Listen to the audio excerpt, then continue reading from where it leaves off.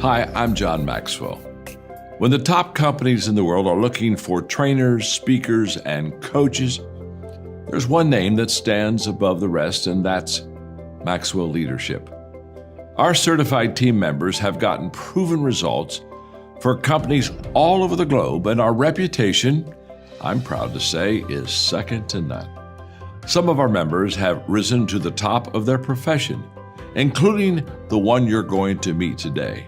I proudly introduce you to my friend Bob Fabian Zinka. Welcome to the Leadership and Success Podcast with your host, Coach BZ. If you need to develop into a better leader, this podcast is for you.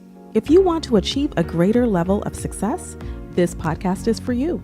His mentor, Dr. John C. Maxwell, said it best: everything rises and falls on leadership. We hope to inspire you today and provide you with an insight that has the potential to positively impact the trajectory of your life. Welcome to the Leadership and Success Podcast.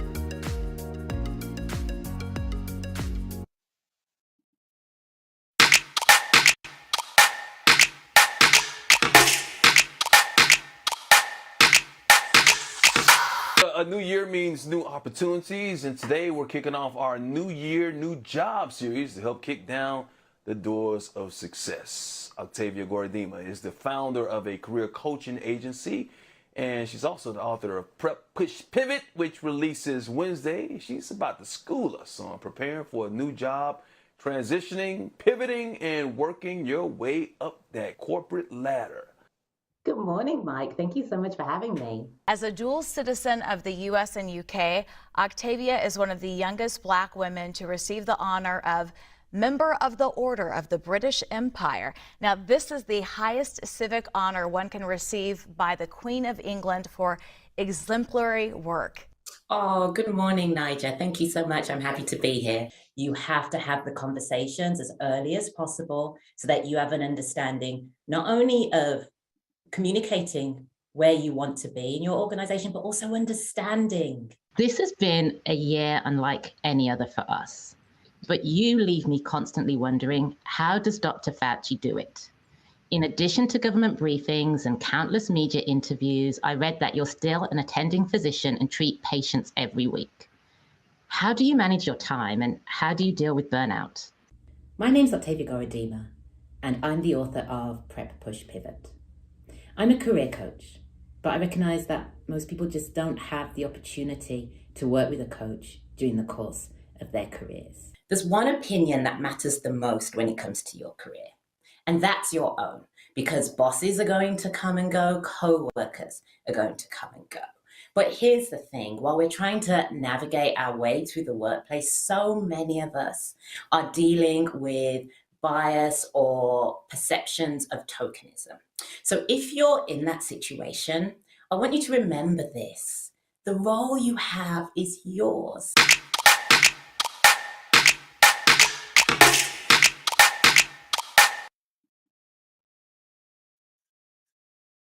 And so if I had the opportunity to spend that day with my loved ones, then that's all I could possibly ask for.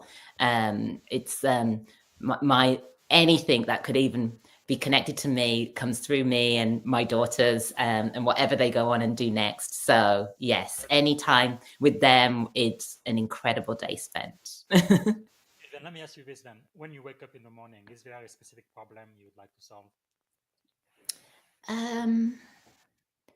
I'm endlessly curious. So while I'm not necessarily thinking it's a problem I want to solve, I'm often thinking, what can I learn today? I think that's why I love listening to podcasts so much. And I don't watch TV unless it's Nottingham Forest, because when I'm listening to a podcast, I always learn something. Always. And I listen to a podcast every single day. So I love learning, and then I will try and apply it. Sometimes it's immediate. That happened with me actually already today. I applied something that I heard on a podcast yesterday. I applied it this morning. But then other times it's actually me just absorbing and thinking. So if you'd have told me when I was at school that I'd be an endless student, I don't know if I'd have believed you, but I really am. I really am. And that's why I love being on LinkedIn, actually. And that's how we connected. The reason I love being on LinkedIn is because I'm constantly learning. Every single time I log into that platform, I see something on that feed that teaches me something that I didn't know. And I love that. That is really powerful. I don't want to put you on the spot, but if you can let us know some of the podcasts you listen to, I think we'd like to subscribe. Oh, yes, of course. Well, now we're putting, I'm going to be listening to every episode that follows of the Leadership and Success podcast. Deepak Chopra has I love him. so many audio resources, podcasts and audiobooks. They are my constant companions that I go to over and over again. But then also, because I'm testing new things in my work, I will often just put into search a topic of something that I'm curious about and see what comes up, and I will listen to the episode for that. So it's not always that I'm religiously going to someone's podcast. And the other thing that I do is when I listen to something and it's helpful to me, I might listen to it 3 times. So I'll go back and listen to it again.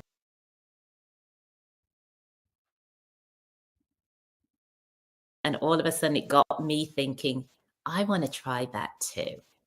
Wow. That is really powerful. I believe Nelson Mandela said, right, it's impossible until it is done. But before you can do the impossible, you really have to think that you can actually do it. Like it's a possibility out there, and it may as well be you. So the last question I'm going to ask you for the first segment is how do you see technology, especially emerging artificial intelligence, changing the way leaders coach, mentor, and evaluate teams? Oh my goodness, it's changing everything in real time. Just yesterday, someone connected with me on LinkedIn, and I just sent a note saying, thank you so much for connecting with me. And she voluntarily told me that she learned about my work via AI. And, and I have no idea how that happened, but there in real time is someone who hadn't heard of Octavia Goredema before, hadn't read my book, hadn't perhaps seen my profile popped up on LinkedIn, but had heard about me and my work via a tool that none of us were even thinking about or using in our day-to-day work, just even in a few years ago. It's transformative. I also know, though, of course, there were so many unknowns about how it's going to impact all the things that we considered to be true, all the things that we had prepared for or built towards in terms of how we think about our work and our roles, and this heightened emphasis on being as efficient and fast as possible. If we can use it to help our work is great. But I think the one thing to also remember is that whether you're at the start of your career, the middle of your career, or more senior in your career, your experiences and your connections and your perspectives are so valuable. And that human connection is really powerful. And we should find ways, even as we perhaps use tools to augment. Hello, everyone. This is Coach Busy. Thank you for being with me this morning. Today is Monday, October 6th. And today we are going to have a 10-minute recap of the wonderful leadership conversation I had with Octavia Goredema.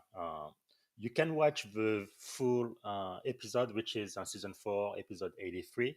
So it's about an hour long or so, but this one here is going to be the 10-minute recap done by my AI agent. Uh, Before we get started with that, let's have our moment of gratitude. It takes less than a minute, and we do it every time we meet, which is daily on this show. Let's think about one thing that we are grateful for today. So, if you can, close your eyes, put yourself in your happy place, take a deep breath, and think, what are you grateful for today? I think for me, I'm really grateful for my daughters. It's really amazing becoming a father. I remember when I became a father for the very first time. We knew we were expecting a child. I think I grew up right away. I became a man uh, pretty much overnight, and just the realization that I am now in charge of the life and well-being, of a whole human being. It's just amazing. I thank God every day for my children. All right, if you would type in the comment what you are grateful for today. So what we will do now is we are going to go to the 10-minute recap again of the hour-long leadership conversation I had with Octavia. And if you have a question for me, please type it in the comment. And also, as you're listening to it, think about 3 takeaways from the episode and also one leadership lesson that you are going to be able to apply this week.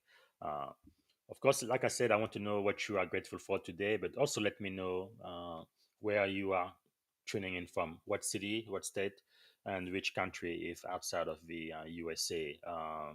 Thank you so much, and I really do appreciate that. Also, tag a colleague, a friend, a junior officer, a teammate, somebody you believe will benefit from this podcast. So, here, let's go to the 10-minute recap. Welcome, everyone. Today we're diving into some rich insights on leadership, especially the lessons from Octavia Goredema on knowing your worth, using your voice, and leading with courage. Absolutely. There's so much here, and it hits on both personal leadership and service to others, right? Exactly. I mean, one key point is how leadership is so fundamentally about service and representation, not just titles.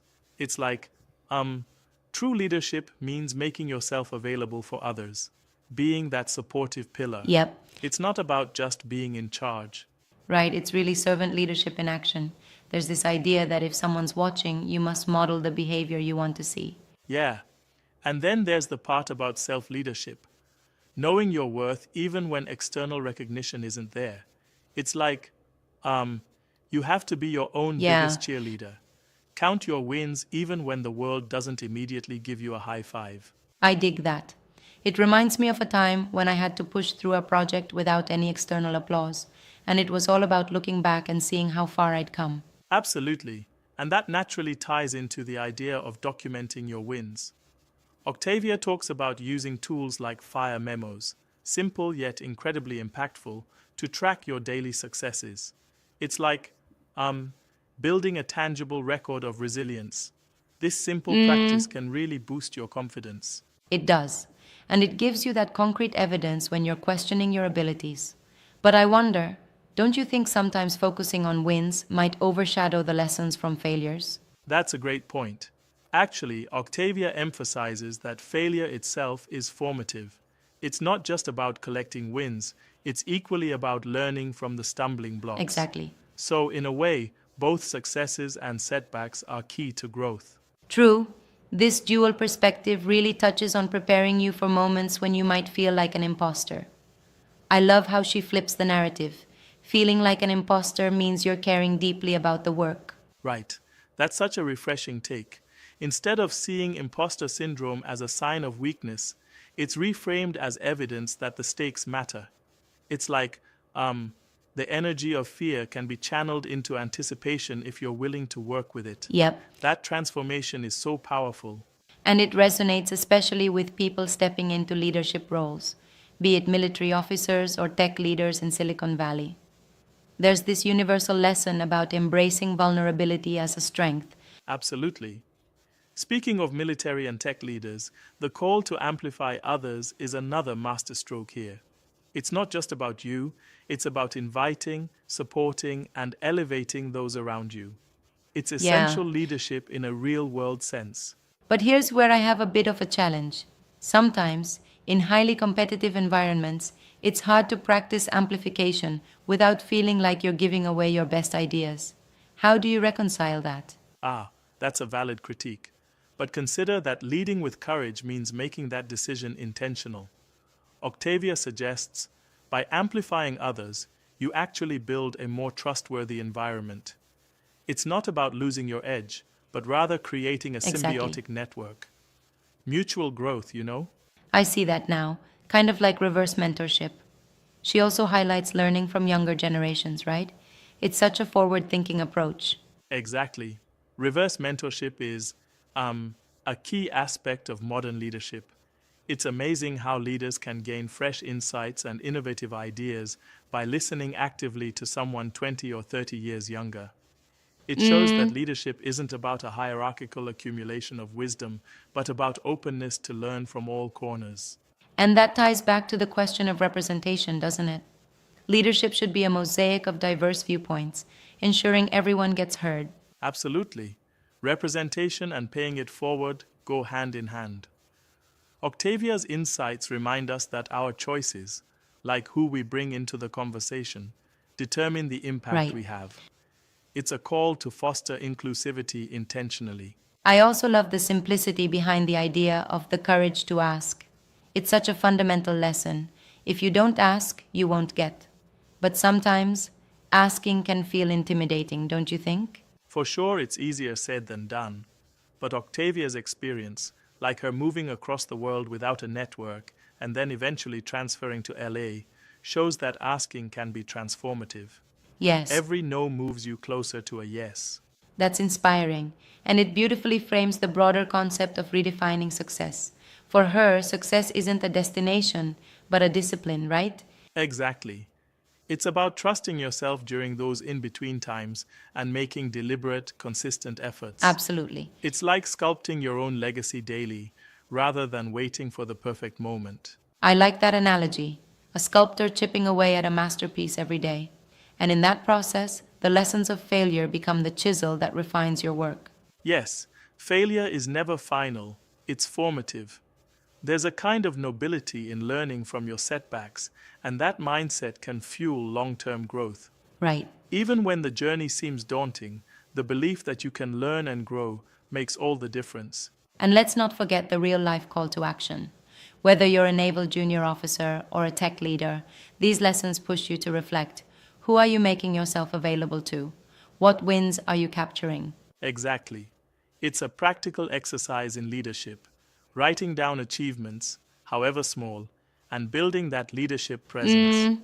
It's not just theory, but a call for active, intentional practice. I really appreciate that grounding in actionable steps. But I do wonder if sometimes this approach might feel overwhelming for someone just starting out in leadership. I hear you, and that's fair. It might feel like there's a lot to balance. However, the idea is to start small, like begin with one task, document one win a day. Over time, these little steps build a robust framework for growth. That makes sense. It's about building momentum gradually, just as any major transformation starts with a simple decision. Exactly.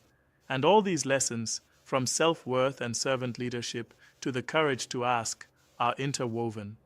They form a dynamic playbook for leading with courage and clarity. Absolutely. A playbook that's as relevant in the US Navy as it is in Silicon Valley.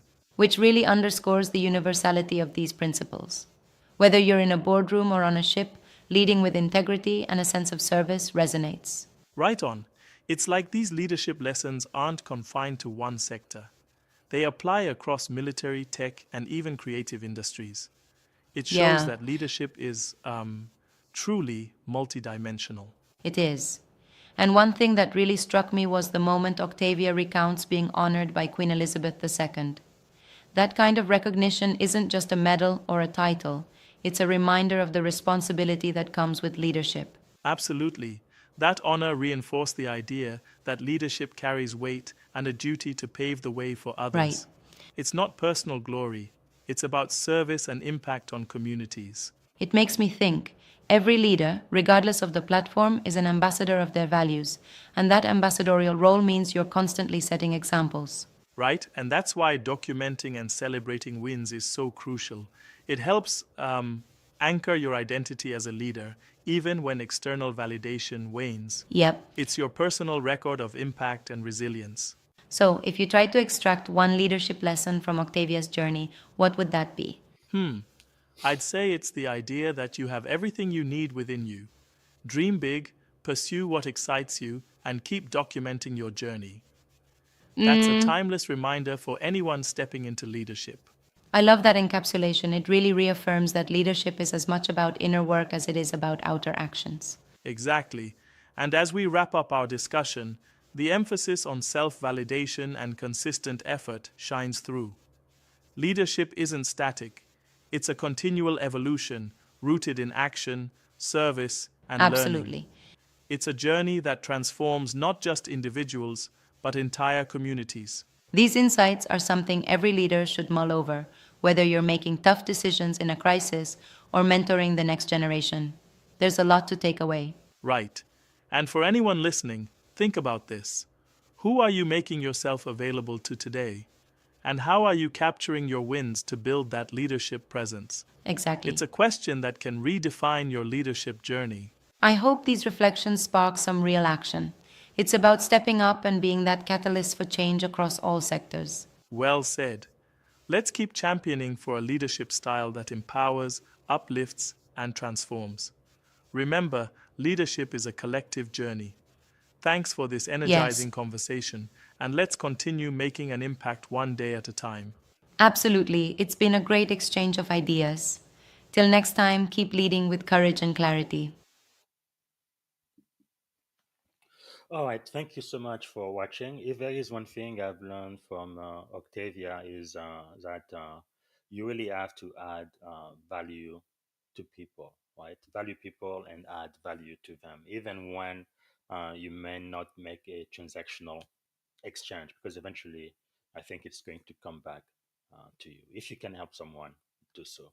If you can be kind to somebody, do so. I think that is quite powerful. And I also want to say hi. There is I guess, a gangster.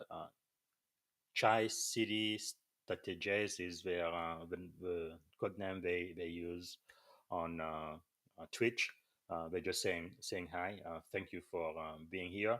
So I don't see any question on LinkedIn or YouTube. So I'm gonna play two more highlights from the conversation I had with Octavia. Again, I encourage everyone to please go ahead and follow Octavia on LinkedIn. LinkedIn.com in Octavia Goredema. Follow her and also watch the full episode, right, which is season 4, episode 83. All right. Okay. Uh, Tomorrow I'm gonna be back. I'm gonna have a 10-minute podcast recap with a conversation I had with Captain Michael Saleh, U.S. Navy. You do not want to miss it. That's going to be tomorrow morning. Right. One thing you are grateful for today, and if you have a question for the amazing Octavia while we have her live on LinkedIn, thank you so much. So, who are some of the people that you follow or that you have learned from that you think my audience should get to know? Oh my goodness. It's not possible for your audience to follow them, but my daughters. Oh my gosh. My daughters teach me so much every single day, every dinner time. I'm like, say that again. There's some reference or some meme or just some topic that they are teaching me. The story that I just told about trusting my voice and starting with conversation. Do you know where I learned that from? My eldest daughter. Wow. She was watching me struggling with, like, I think a deadline was coming up, and she's like, "What are you doing, Mom?" I was like, "I'm trying to write this thing and I'm really stuck." And she's like, "Why don't you just talk to the page?" I was like, "Pardon?" And she said, "Look, hit that button there and just start talking." And I was like, so that's what I did. That is just wonderful. Yeah, when I was a commanding officer, it's a really big deal in the U.S. Navy. It's really surprising how these days, right? You have more than 4 or 5 generation working at the very same time, and motivating Gen Zs, no, my kids' age, it's Yes. challenging at times. So definitely, my daughters, they taught me how to motivate people from their generation. Because Oh my gosh, so much. My other daughter, who's Gen Alpha, she loves Roblox and she wanted Robux, the currency that you use in the game. And I was like, no, you're not getting that. So she asked it quite a few times because she's good at asking, and the answer was still no. So then she decided she was going to earn her own Robux, and she opened a store in the game. And she just told me last week she just sold her 4,000 unit of clothing in this store. That's amazing. And she's built a business in the game. How old is she? She's 13. Wow, these kids, they just blow my mind. But this is the other thing too. Even as a CEO, I was talking to my my triad, the second in charge, and the enlisted leader, trying to figure out the problem. We just couldn't come up with a solution. Then I invited in all of my department head, all officers, about 12 of them. We couldn't come up with a solution. And then I decided, okay, I made myself vulnerable and I opened it up to the entire unit.